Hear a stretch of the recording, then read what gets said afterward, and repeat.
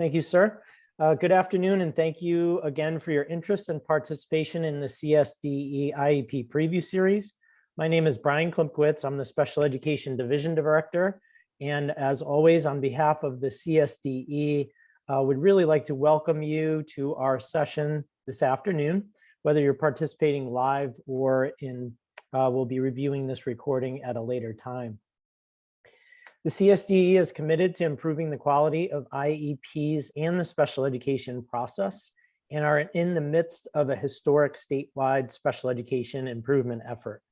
The foundation for this goal is a transition to the statewide CT-SEDS, or Special Education Data System, and a tremendous amount of strategic planning and collaboration has resulted in a multifaceted system of training and technical assistance designed to support our educators, parents, and other stakeholders in our community. The CSDE is proud to provide you with the opportunity to participate in IEP quality training series and our soon to be released CT-SEDS navigation training over this summer. We know change is challenging, but any effort that will benefit students with disabilities in our state is a journey worth taking.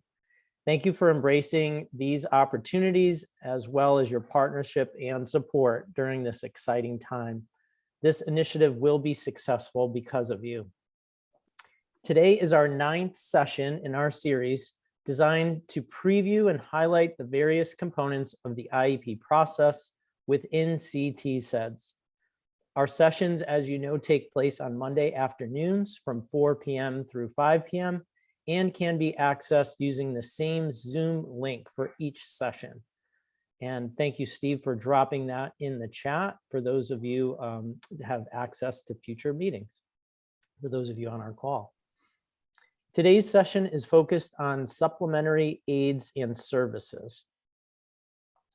Our commitment to you is to do our best to start and end on time. And as you know, these sessions are recorded for future viewing and posted on the new IEP CSDE website. We'll go ahead and put that in the chat as well for you to access. When you do access that link, you will see our recorded videos as well as the slide decks from each of our previous sessions. The structure of today's session will include a brief presentation followed by a question and answer period. Joining me today and facilitating our session is Michael Tavernier, Bureau of Special Education Consultant, as well as Steve Profit and Greg Glidden and the CERC team. Thank you for your support and facilitation. As always, it's very much appreciated. Our goal for today's session is to provide you with an overview of the types of supplementary aids and services, including adult support, and to give you a preview of how these aids and services are documented within the system.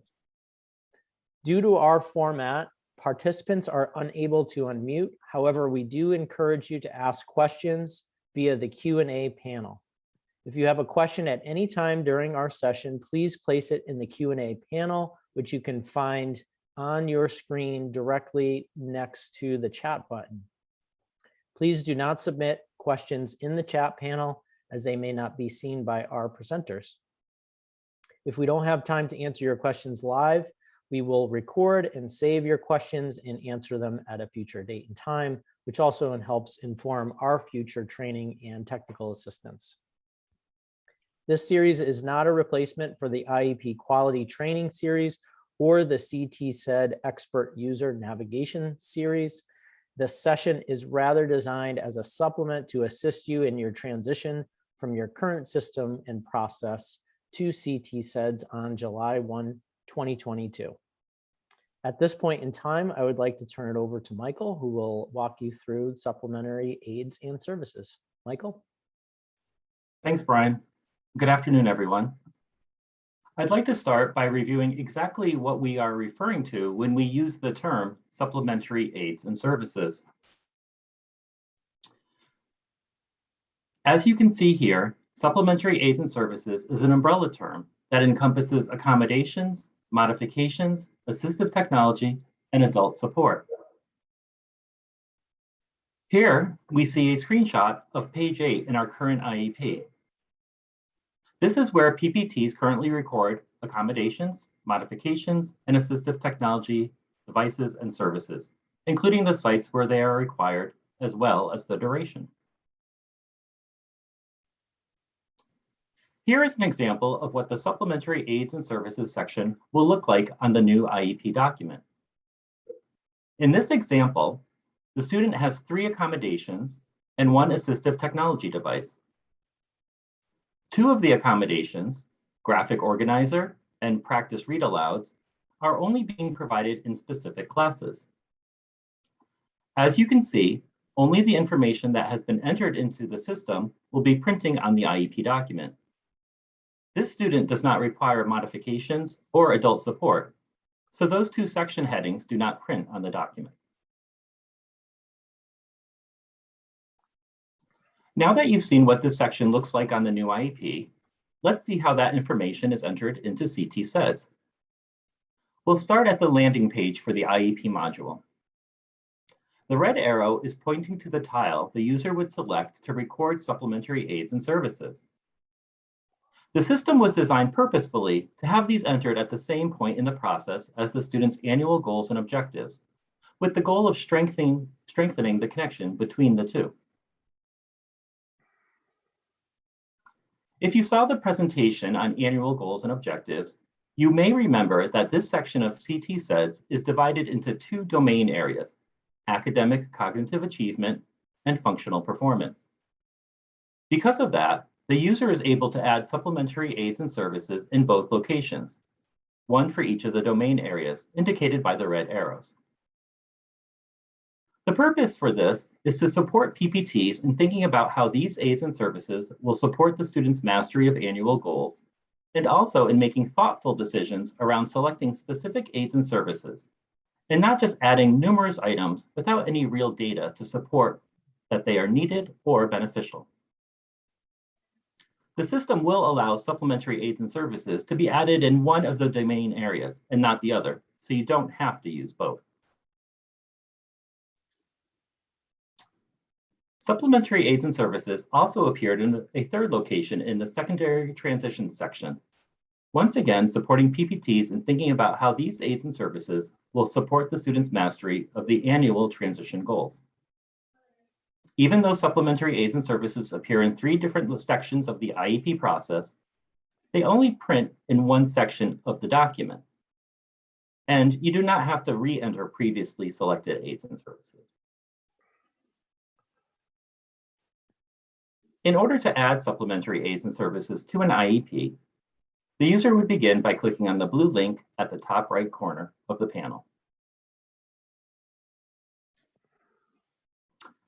Once that link is selected, the Add Supplementary Aid Service modal opens.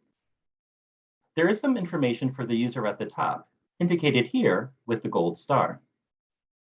The information includes basic directions, a reminder that there should be a connection between supplementary aids and services used in the classroom and the ones used for statewide assessments, and finally, a link with examples.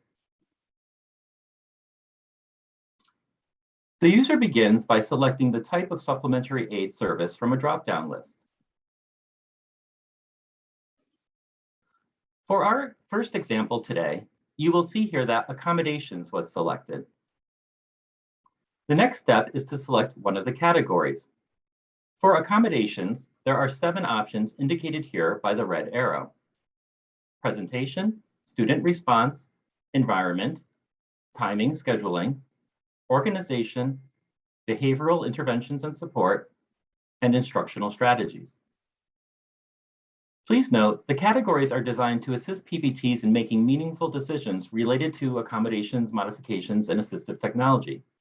The category names will not print on the IEP. Once a category has been selected, the user would then type in the specific accommodation on the line indicated here with the green arrow.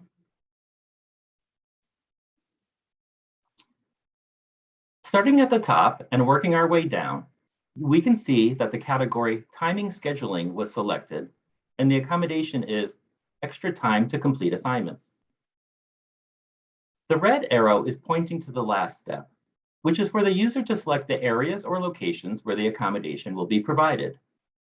In this example, it is science, reading, and math. After all the information has been entered, the user selects one of the green buttons at the bottom. Close, which closes the modal but does not save any information. Save, or save and add another aid service. Once a supplementary aid service has been saved, it will appear in the already added list at the bottom of the modal, as shown here by the red arrow.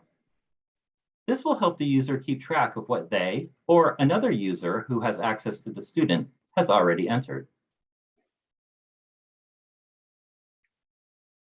The next slide shows an example for a modification.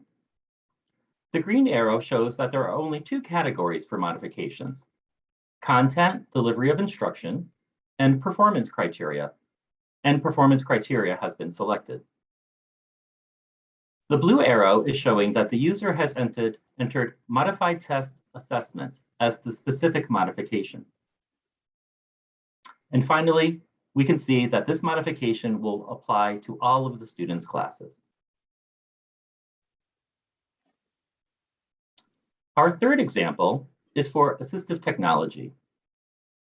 The green arrow is pointing to the categories, which are the same as the ones for accommodations, with the addition of an eighth category: accessible educational materials, AIM. You can see that student response was selected as the category, and the blue arrow shows that the specific assistive technology is speech to text. This will be used by the student in all classes. Our last example today for the fourth type of supplementary aid and service, which is adult support. As we were soliciting feedback on the redesign of the IEP, we heard from numerous stakeholders that there was a lot of confusion and no consistent practice across the state for documenting direct adult support services to a student, such as a one-to-one paraprofessional, and that it would be helpful to have a specific place in the new IEP to document this. And that is exactly what this is for. There is only one category for the user to select for adult support, and this works a little differently than the other three types of supplementary aids and services, since there is a drop-down menu to select the specific type of adult support, as you can see here indicated by the blue arrow. Similar to the other types, the user would then select the area or areas that the adult support is needed.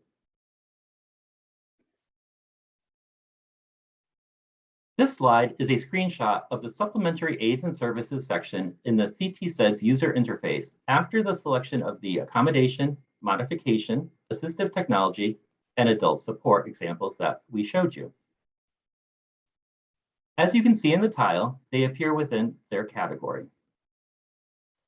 The user also has the ability to either edit by clicking on the pencil icon, or delete by clicking on the trash can.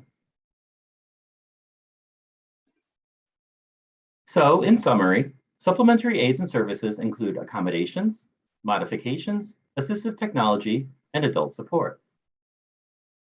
One of the goals in designing the new system was to strengthen the connection between these types of aids and services and the students' annual goals, as well as support the thoughtful selection of essential supplementary aids and services for use in specific settings. There is a panel to record supplementary aids and services in both annual goal domain areas: academic cognitive achievement and functional performance. There is also a panel to add these aids and services in the transition planning section of the system. The supplementary aid service of adult support is available to document more intensive support that is given directly to the student. For example, a one-to-one paraprofessional.